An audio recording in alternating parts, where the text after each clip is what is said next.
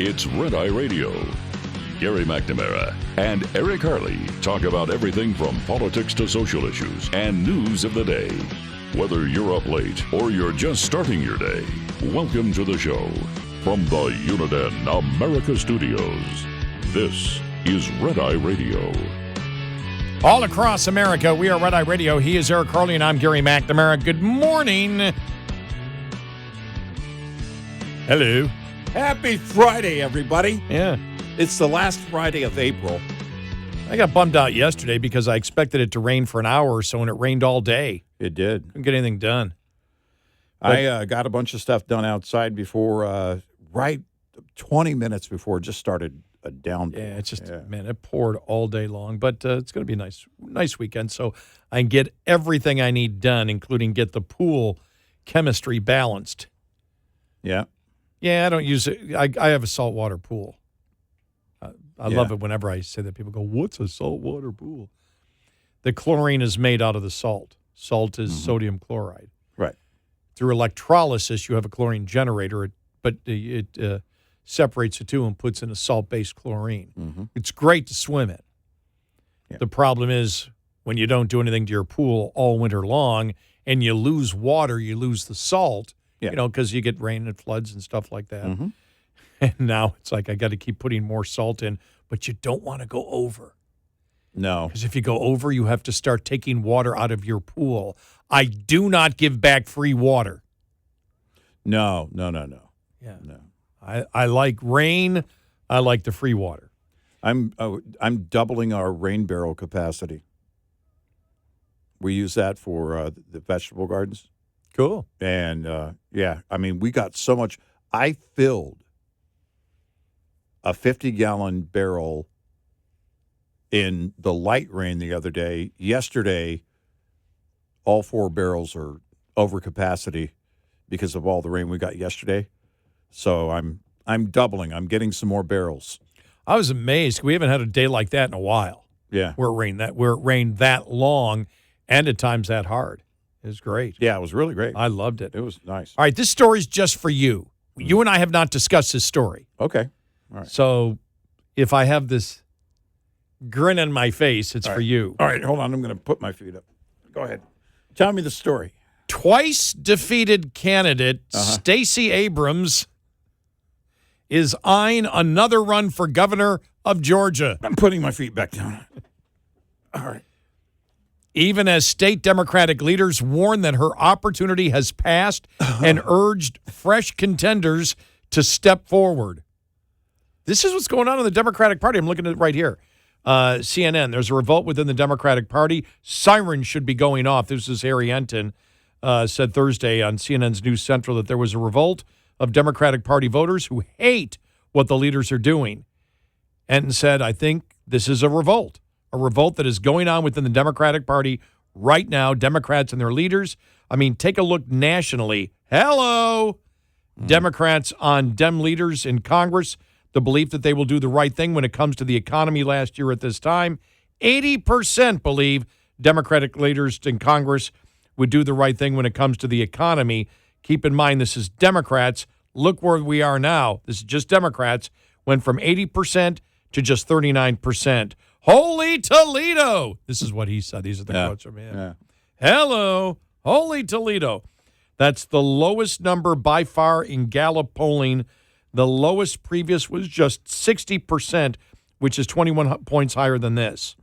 Democrats hate. He said it 4 times. What their congressional leaders are doing in Washington right now on the key issue of the day, right now, the economy and their confidence has fallen through the floor. On Senate Minority Leader Chuck Schumer, Enton said, I never thought I'd see the day in which just 52% of New York Democrats would view Chuck Schumer unfavorably. It's almost unfathomable. This screams sirens should be going off. Primary challenge.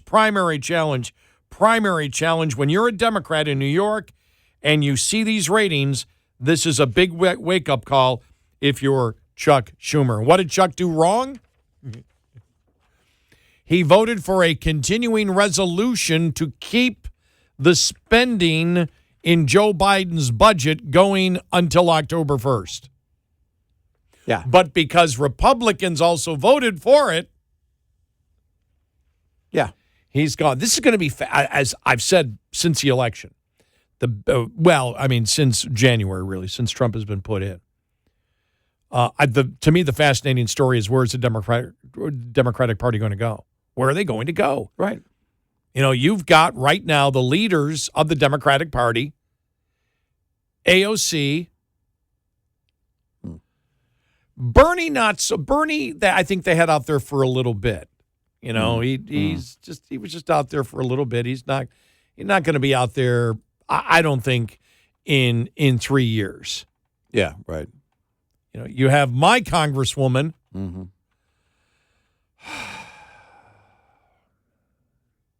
Jasmine Crockett. Yeah, She's got the Jimmy Kimmel vote. Yeah, she's a Jimmy. I wanted to be an anesthesiologist, but I didn't want to deal with people. Yeah. That's what she said on Kimmel. Yeah. And even though he may find himself out of a job soon, 25-year-old David Hogue. Mm. By the way, I will say that she got part of her dream, accomplished, because she is putting people under. So, there's that. Who are you referring Jasmine Crockett, anesthesiologist, putting people under. Oh, okay. Yeah, okay. keep up. Okay. Red Eye Radio. It's on the radio thing. Yeah, okay. It's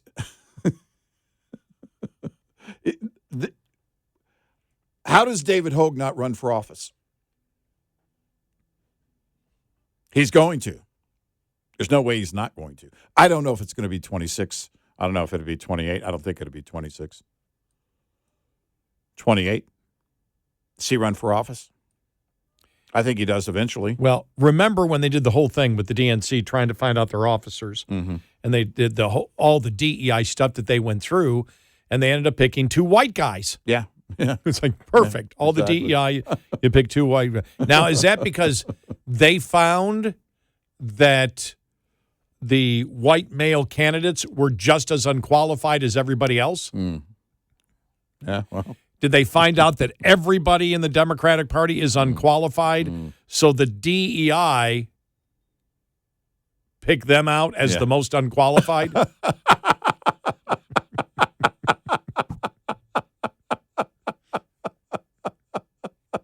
They put AI on the DEI, and the AI said, well, DEI means the least qualified candidates, so it's got to be, Hogue's got to be right up there. The Democrats, that's a sound theory. The Democrats have found diversity, equity, and inclusion. Yeah.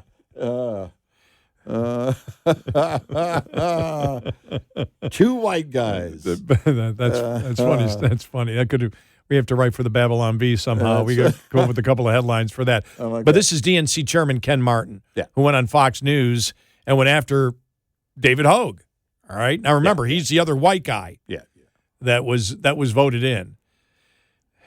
Here we go. Let me be unequivocal. No DNC officer should ever attempt to influence the outcome of a primary election, whether on behalf of an incumbent or a challenger. If you want to challenge incumbents, you're more than free to do that, but just not as an officer of the DNC, because our job is to be neutral arbiters. We can't be both the referee and also the player at the same time. Well, sorry. You're out. They're doing it. Ken Martin, let me look at him. Looks like, how old's Ken? Is he over 50? If he's over 50, he's out. Oh, yeah. You know what identity politics has become for Democrats now? Yeah. The new identity politics? Ageism. Yeah, exactly. Boo, old people. If you're Boo. Boo, getting old. And the Democrats, the party, in terms of rank and file, they have a significant voter base that are elderly. Yeah, I mean, he looks older, but he looks older than he is. But right. Ken Martin's 51. All right. He's 50. Well, that means he's already getting mailers from AARP. Well, if he's a Democrat, he's already a member of AARP. No, but I'm actually being partly serious. Seriously. I'm actually being partly serious. It is a serious point sure. On it. That when you look at it, what they're saying is, Stacey Abrams, sorry, you're done. Yeah, she's run twice, and that's enough to convince me. Said Jimmy Johnson, the former chairman of the Appling County Democratic Committee. Told the Atlanta Journal-Constitution, said some other Democrat could topple GOP dominance in Georgia. Abrams is great, but she missed the train, which means Abrams is not great. Yeah. All right, so I have no idea how old she is, but I'm wondering if you're older or viewed as part of the establishment, you're out. I would never say she's past her prime because that would be wrong, which is why I'm never going to say on the radio Stacey Abrams is clearly past her prime because that would be wrong. She's 51, too. Okay. She's 51. All right. So I'm never going to say that she is past her prime. But the imagery is the Jasmine Crockett, the AOC, the David Hogues. No, anybody who's and I really wonder it's whether the point Hogue was making, whether the next identity politics discrimination of Democrats will be age. Sorry, you're this age. You're part of what has gone on for the last 20 years of the Democratic Party. You're not radical enough. What do you do with Bernie? Well, I think isn't he going to retire, I think, to North Korea or something? Yeah, probably. Yeah. It's it's what David Hogue was talking about. People in his age group. They weren't showing up. And so what they need to do is there needs to be more political outreach to that demographic. And how do you do that? Well, you do that with people of that demographic. And what he said, you think about the consistency of the message, and there is consistency to the insane message, that it's not where we stand on the issues. Right. Jasmine Crockett said that. AOC has said that. David Hogue has said that. It's simply we need new personalities to be selling it, which means younger people. You need to bring in all younger people so you can convince whoever that these are brand new, fresh ideas from fresh-faced, intelligent young people. Yeah. When in reality, the problem with the Democratic Party is they suck on the issues. It's that simple. Right. And everybody knows it. Right. You cannot go on and do it. And what they're hoping to do, they have deluded themselves into believing they can. Well, what's interesting here is it was Stacey Abrams herself who said, no, identity politics is working, and we need to do more of it. Remember, where was she? Was she on, I can't remember if it was on The View or somewhere. But she said, identity politics is working, and what we need to do is keep it going. And she might be shut out as a result of identity politics. Ageism. Ageism, exactly. Yeah. But this is, that's what they think. I have to be serious about that, though. Is that what really is that what's going on? And that's why I wonder, 3 years is a long time. 2 years is a long time. Well, you know where they have leverage on this? Biden. Yeah, you're right. No, you're Biden. Nancy. Just the Nancy, yeah. Schumer. McNamara. I mean, they have some.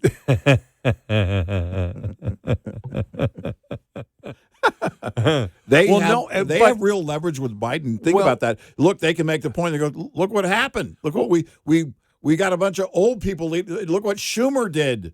Well, I think, maybe David Hogue had a point when Hillary said, you never know for 28. But when you look at the establishment of the Democratic Party, everybody that was brought out, that's still being brought out to comment, like in the last election, and it was Hillary, it was Obama, You even look at somebody like Tim Walz, who believes, Tim Walz believes, well, since we lost here, we lost because of her. I can bring out the new ideas. I believe that the younger generation of Democrats are so radical and they wish to win that they look at a Tim Walz and say, you're a loser, you're out. And you already betrayed it. You jumped on with Harris and you tried to embrace everything that Trump believed. Right. You were trying to win a Democratic election by promoting this. Right. If we stick to the issues, and Walz even admits it, though, that the problem is they did not they did not defend DEI, the radical transgender movement, and illegal immigration to their favor. They need new messengers to sell the same old crap that Americans won't buy. Yep. And they believe that. Yep. Because they're so stuck on imagery that what imagery haven't they tried yet? Exactly. Yeah. They haven't tried the youth. Forget about, skin color, that's over. Women, that's over. Now they need the Utes. Let's get to two Utes. The two Utes. Yep. Am I wrong on that? No. I think I didn't think much about that until today. And I'm thinking in my head, I'm going, wait a minute, this may be ageism, may be the new identity politics. I think it is. 866-90 Red Eye. This morning's USDA Farm Report is brought to you by House Products. Tested, trusted, guaranteed since 1920. Spring planting season for farmers has similarities with fall harvest in that I know they're putting in long hours. Long hours, according to Iowa State University Extension expert David Brown, contributing to a lack of sleep, one of several factors that add to stress for the individual. Brown also acknowledges that during planting season, there may not be much opportunity for rest, yet there are strategies that can help growers both regarding fatigue and stress reduction. For starters, Try to build in short breaks when whatever you're doing. Try to take a little short walk. getting as much sleep as possible, regardless of the circumstances of the field and farm, indeed is important, even during busy times like planting and harvest. When there is downtime, Brown suggests taking a few minutes for relaxation using various stress reduction techniques. I'm Rod Bain reporting for the U.S. Department of Agriculture in Washington, D.C. This report brought to you by Cenex Fuels and Lubes. Lines open for your calls. 866-90-RED-EYE on Red Eye Radio.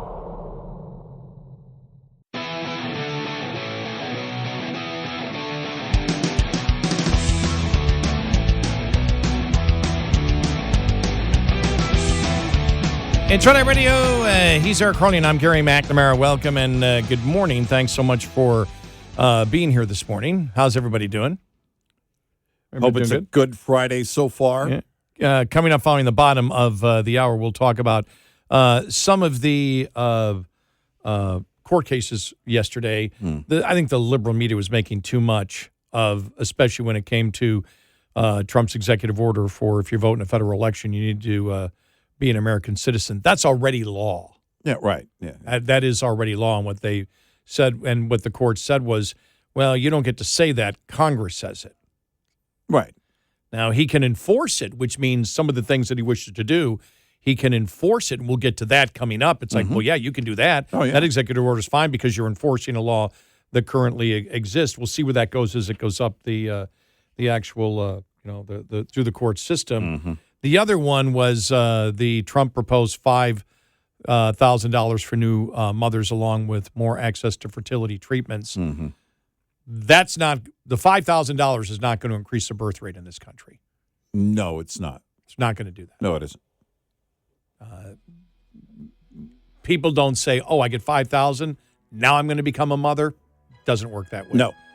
No. I think it's much more cultural than anything else. I think it is. I think it's generational and cultural. Yep.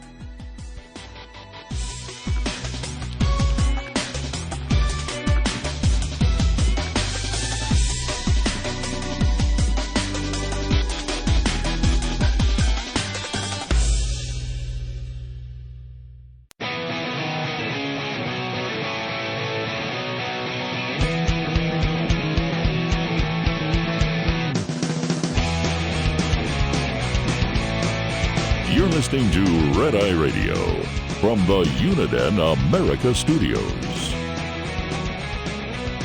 It's Friday Radio. He is Eric Harley, and I'm Gary McNamara. Welcome and good morning. Thanks so much for being here. All right, our audio cut of the day. Or, All right. Excuse me, of the week. All right. Out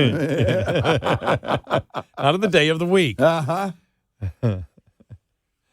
Our friendly senator from Massachusetts.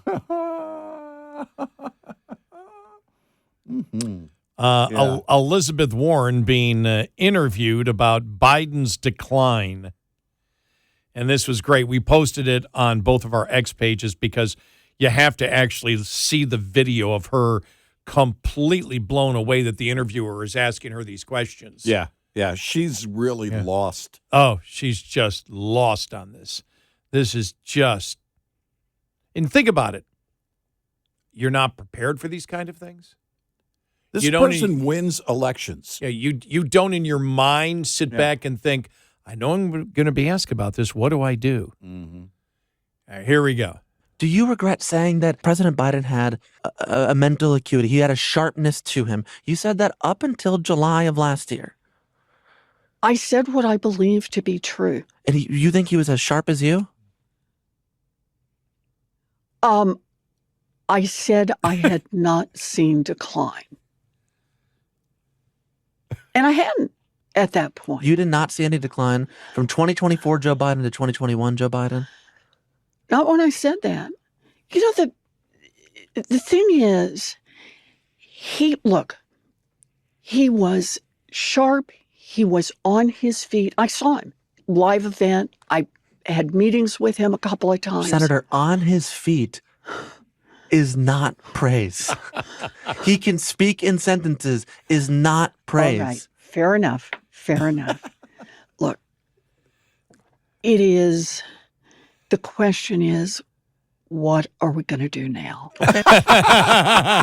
No. And by the way, he blasted her later on in the interview saying, No. I'm asking the questions here. You don't get to change it and ask the questions. Right. And he said, I know you'll try to filibuster. And she said, yes, I will. Yeah, I'll run out the clock. Yeah, I'll run out the clock on it. But you could see when you could hear her almost laugh that she realized that nobody was buying the BS when he said, saying he's standing.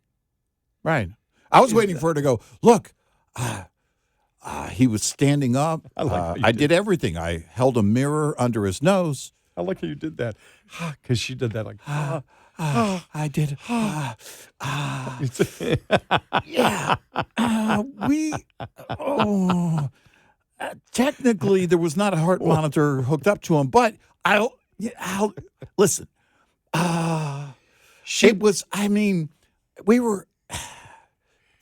had sunshades on and he was propped up. I don't know if he propped himself up. That I can't attest to that, but yeah. What do we do now? It was horrible. You know the thing that gets to me about Elizabeth Warren, the way she speaks? It's as if talking is one of the most taxing things that she could possibly do. What have I been saying for a long time about her demeanor anywhere? The way she talks, it's like she's pleading with elementary school children that will not listen. Please sit down. Please believe me. Please don't debate me on this podcast. Please, children, calm down. She wins elections. Yeah, it is Massachusetts. It is that. All right, a voting rights advocate says a judge's decision to block the Trump administration from immediately enacting certain changes on how federal elections are run is a victory for voters. A judge blocked parts of Trump's overhaul of the U.S. elections, including a proof of citizenship requirement. The judge blocked the Trump administration from immediately enacting certain changes to how the federal elections are run, including adding a proof of citizenship requirement to the federal voter registration form. Trump had called for that and other sweeping changes to U.S. elections in an executive order signed in March, arguing that the U.S. fails to enforce basic and necessary election protection that exist in other countries. Well, he's correct through that. The U.S. District Judge in Washington sided with the voting rights groups and Democrats to grant a preliminary injunction to stop the citizenship requirements from moving forward while the lawsuit plays out.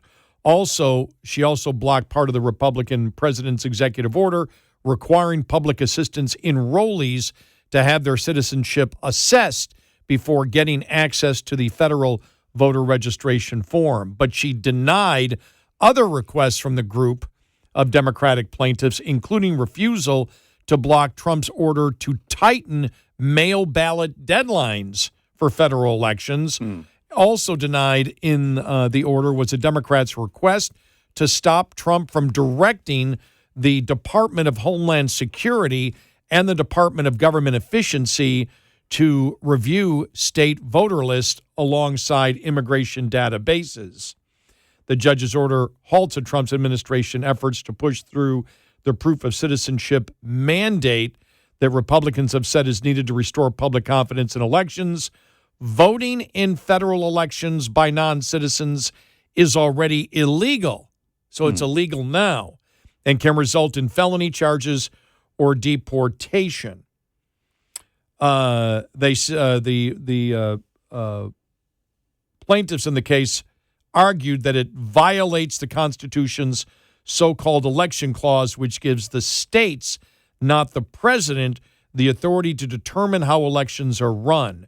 Well, when you look at it, Congress, there's already a law that exists because these are federal elections. And even though a state may run it, and you look at it and the state has an option, a state doesn't have, I'll never forget one time, this goes back a long time ago, I was in a bar and there was a drunk guy next to me and I went in there, one of my golfing buddies was there and he was asking me, he said, I was listening to your show. He said, I heard you say that there's no right to vote in a state for the president of the United States.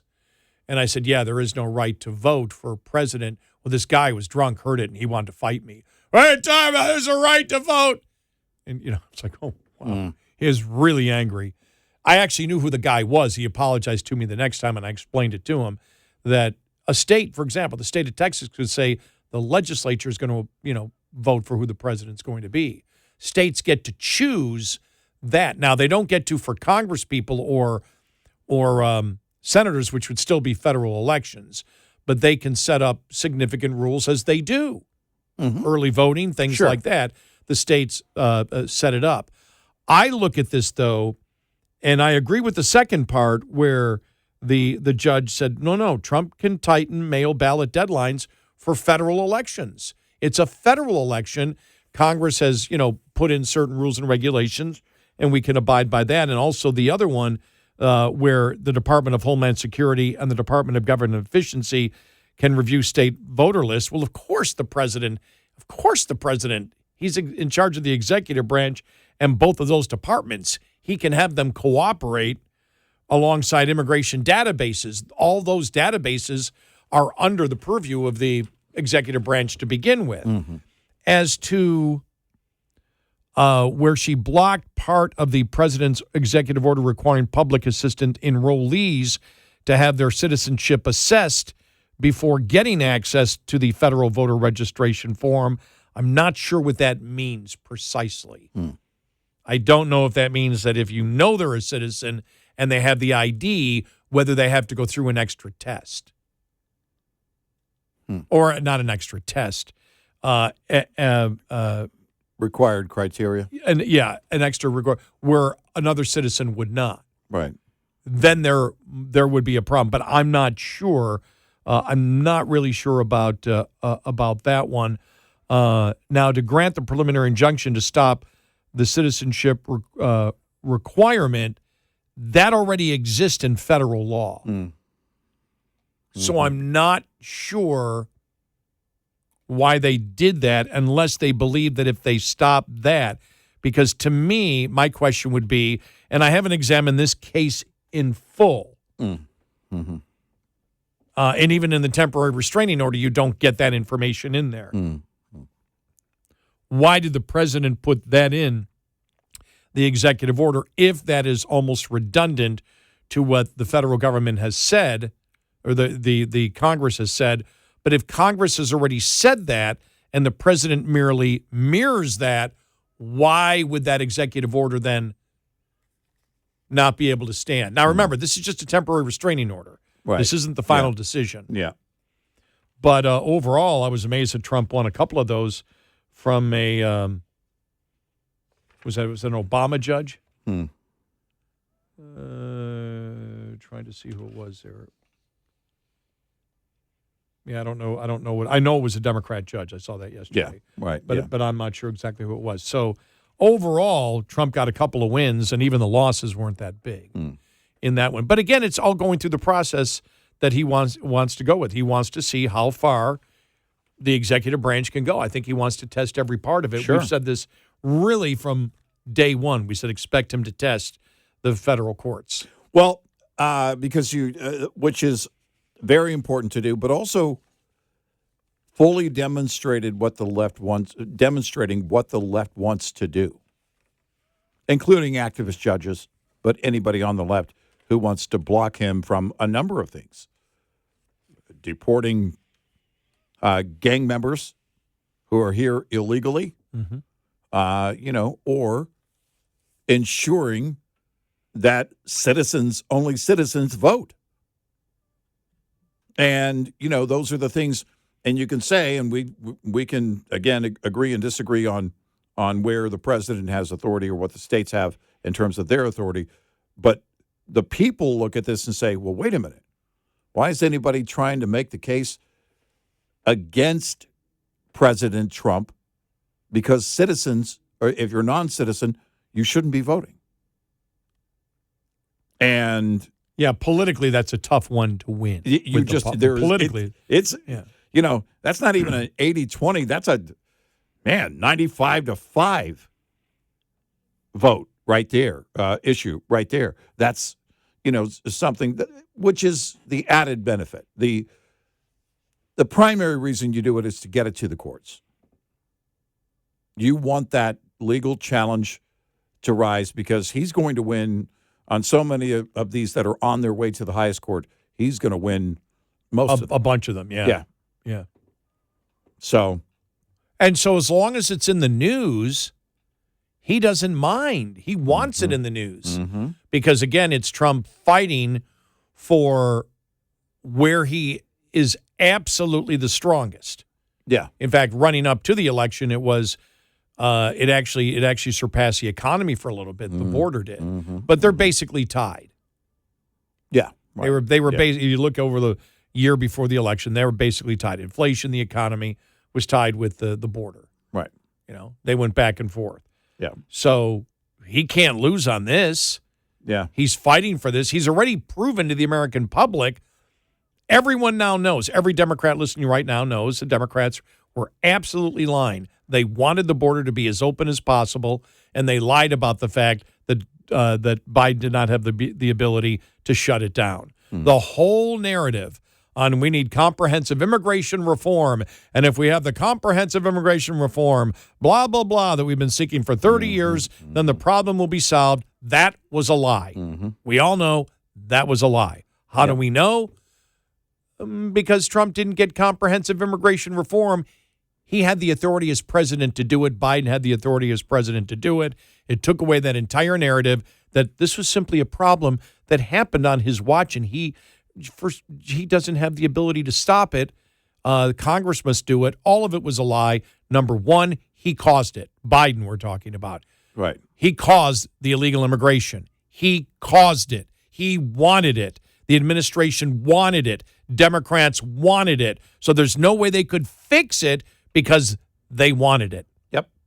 That simple. Yep. 866-90 Red Eye. Coming up, more with Gary McNamara and Eric Harley. It's Red Eye Radio.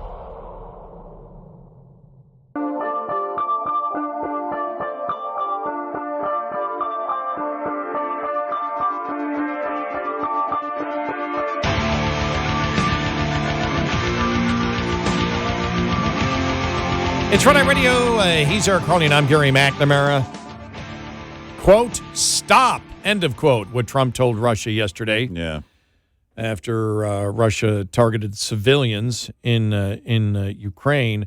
He also said to a reporter, they said, are you giving, I'm paraphrasing here, you're giving too much of the benefit of the doubt to Putin. He says, you don't know what's being said behind the scene. And that's true. We don't. Right. And I've said this all along when people have said, well, he's going to side with Russia. The last thing that Trump wants to be, from everything that I have seen from him his entire life, is a puppet of Putin. Yeah. Of Putin. Yeah. He does it. Right. No, a puppet of anyone when we're talking Donald Trump, right? So, but especially Putin. Yeah. Yeah. But it didn't just take 24 hours to solve the problem, did it? Mm.